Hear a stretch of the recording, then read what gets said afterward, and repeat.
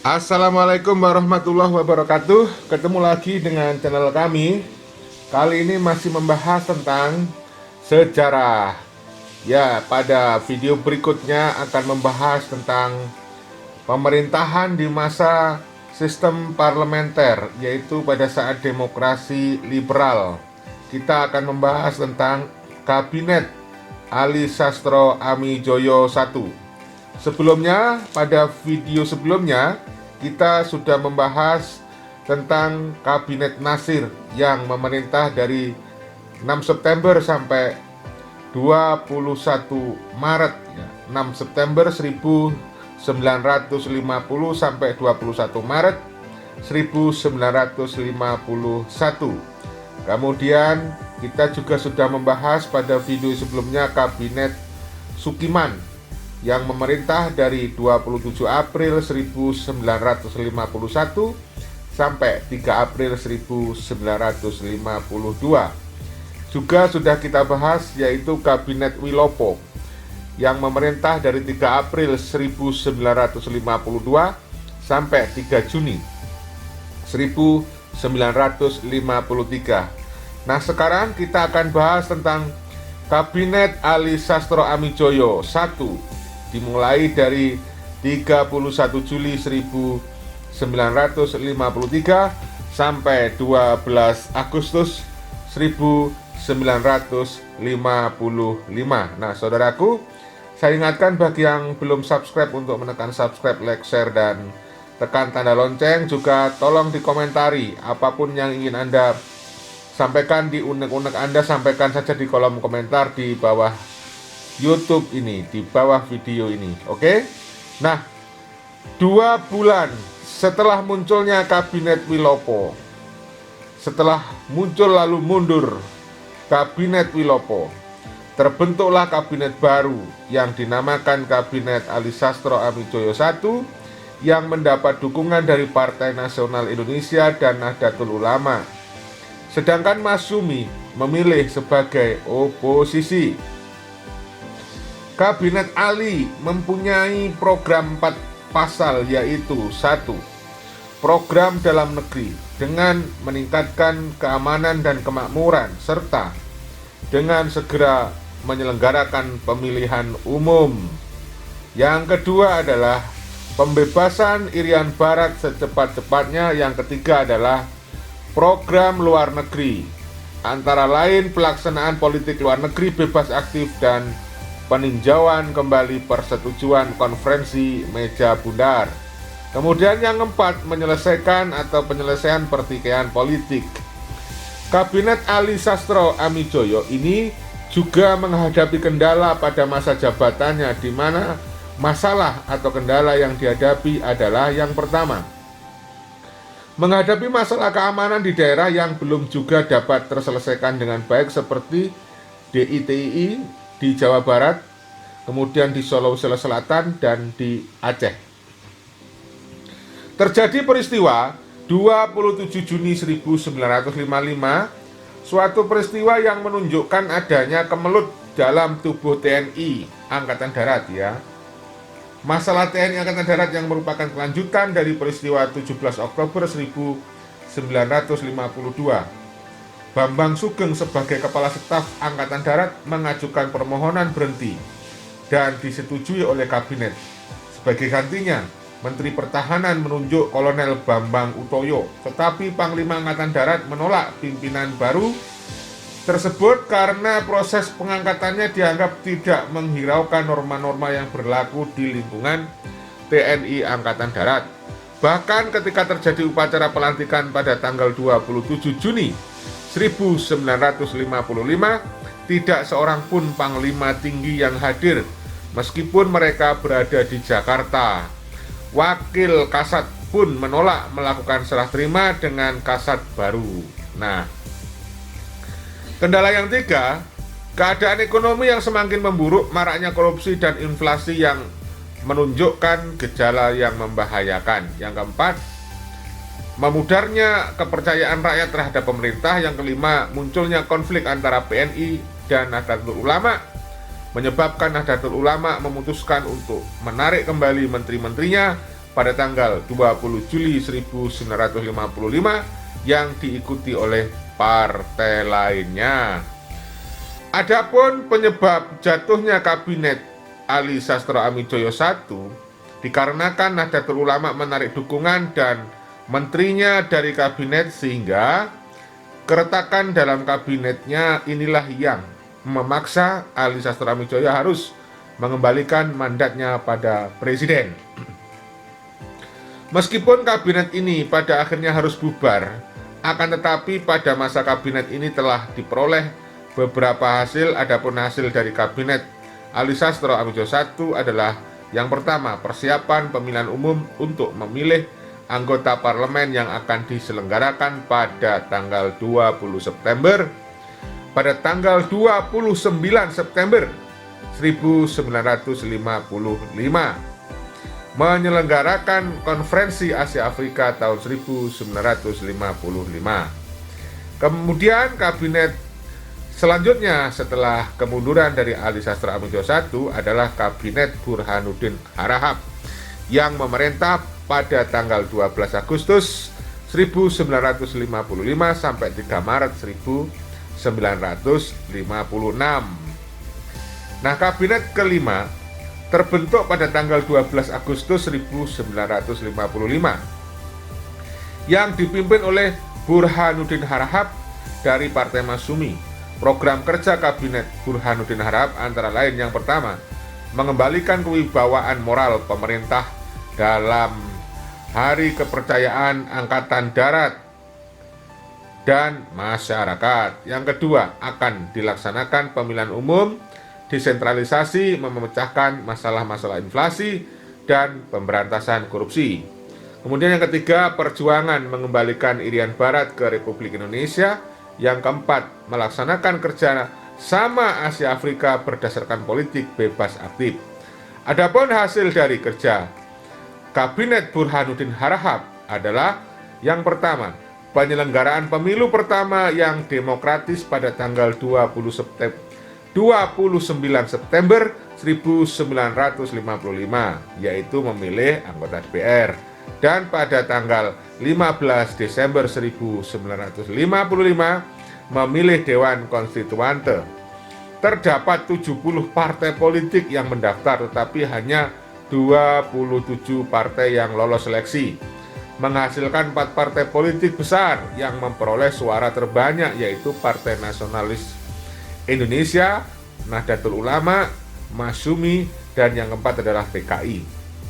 Yang kedua, perjuangan diplomasi menyelesaikan Irian Barat dengan pembubaran Uni Indonesia Belanda. Yang ketiga, pemberantasan korupsi dengan menangkap para pejabat tinggi yang dilakukan oleh polisi militer. Yang keempat, terbinanya hubungan antara Angkatan Darat dengan Kabinet Burhanuddin. Yang kelima, menyelesaikan masalah peristiwa 27 Juni 1955 dengan mengangkat Kolonel Abdul Haris Nasution sebagai staf Angkatan Darat pada tanggal 28 Oktober 1955. Kabinet ini menyerahkan mandatnya kepada Presiden pada tanggal 3 Maret 1956 setelah DPR hasil pemilihan umum dibentuk, di mana Burhanuddin tidak mendapat dukungan dari rakyat.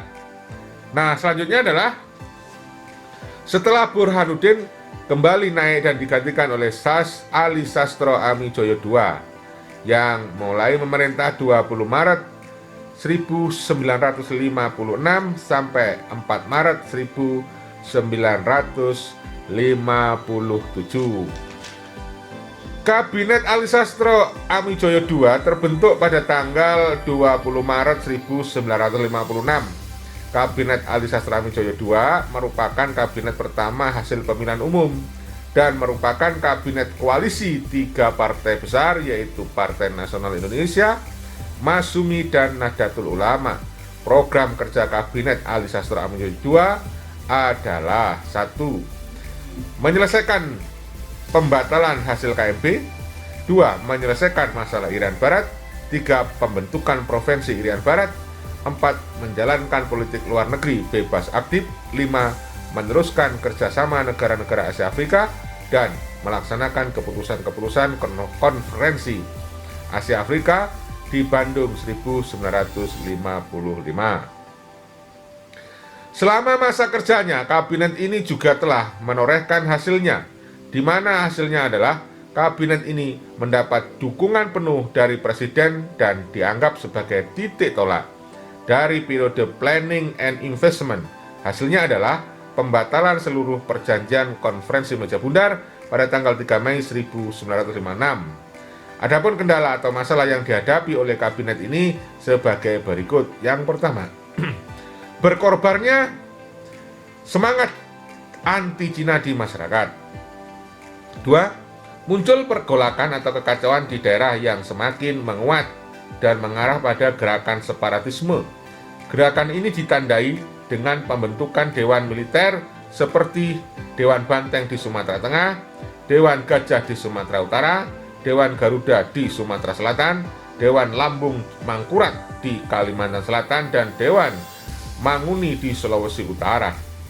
3. Memuncaknya krisis di berbagai daerah karena pemerintah pusat itu dianggap mengabaikan pembangunan di daerahnya. Yang keempat, pembatalan konferensi meja bundar oleh Presiden menimbulkan masalah baru, khususnya mengenai nasib modal pengusaha Belanda di Indonesia.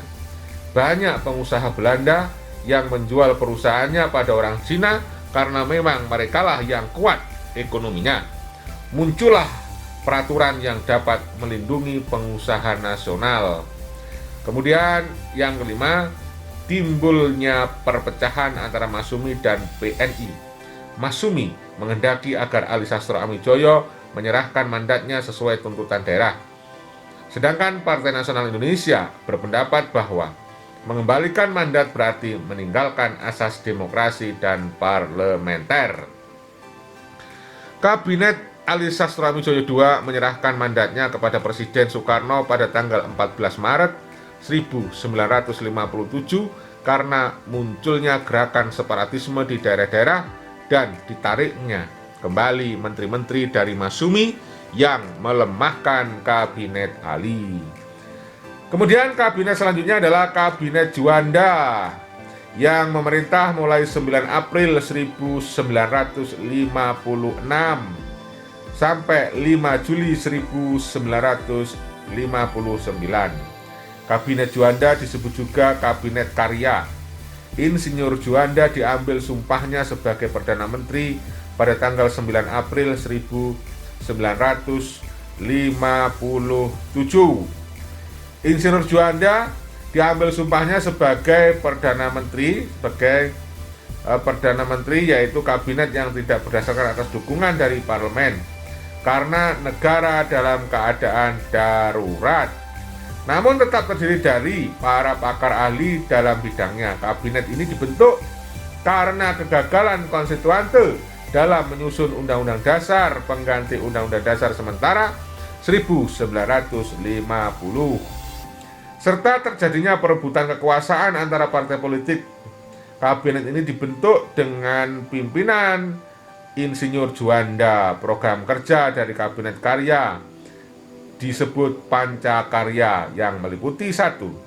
Membentuk Dewan Nasional. 2. Memperjuangkan Irian Barat kembali ke NKRI. Nomor 3. Normalisasi keadaan politik Republik Indonesia. 4. Mempercepat pembangunan. Dan yang kelima, melanjutkan pembatalan konferensi meja bundar. Hasil yang dicapai oleh Kabinet Juanda yang dilantik pada tanggal 9 April 1957 adalah 1. Mengatur kembali batas perairan nasional Indonesia melalui Deklarasi Juanda yang mengatur mengenai laut pedalaman dan laut teritorial. Melalui deklarasi ini menunjukkan telah terciptanya kesatuan wilayah Indonesia di mana lautan dan daratan merupakan satu kesatuan yang utuh dan bulat. Yang kedua, terbentuknya Dewan Nasional sebagai badan yang bertujuan menampung dan menyalurkan pertumbuhan kekuatan yang ada dalam masyarakat dengan presiden sebagai ketuanya, sebagai titik tolak untuk menegakkan sistem demokrasi terpimpin. Yang ketiga, mengadakan musyawarah nasional atau MUNAS untuk meredakan pergolakan di berbagai daerah. Musyawarah ini membahas masalah pembangunan nasional dan daerah, pembangunan angkatan perang, dan pembagian wilayah Republik Indonesia. Diadakan musyawarah nasional pembangunan untuk mengatasi masalah krisis dalam negeri tetapi tidak berhasil dengan baik. Nah, adapun kendala yang harus dihadapi kabinet ini pada masa kerjanya adalah yang pertama, menghadapi kegagalan menghadapi pergolakan di daerah sebab pergolakan di daerah semakin meningkat. Hal ini menyebabkan hubungan pusat dan daerah menjadi terhambat. Munculnya pemberontakan seperti PRRI Permesta. Yang kedua, kendalanya adalah keadaan ekonomi dan keuangan yang semakin buruk sehingga program pemerintah sulit dilaksanakan. Krisis demokrasi liberal mencapai titik puncaknya. Yang ketiga, terjadi peristiwa Cikini, yaitu sebuah peristiwa percobaan pembunuhan terhadap Presiden Soekarno di depan perguruan Cikini saat sedang menghadiri pesta sekolah tempat putra-putrinya bersekolah pada tanggal 30 November 1957. Peristiwa ini menyebabkan keadaan negara semakin memburuk karena mengancam kesatuan negara.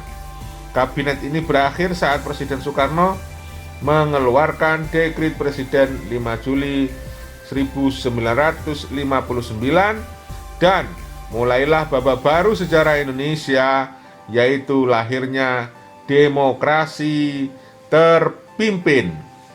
Oke, saya kira sementara itu saja mohon untuk ditekan subscribe, like, dan share, dan juga tekan tanda lonceng. Semoga bermanfaat. Saya akhiri, wassalamualaikum warahmatullahi wabarakatuh. Merdeka!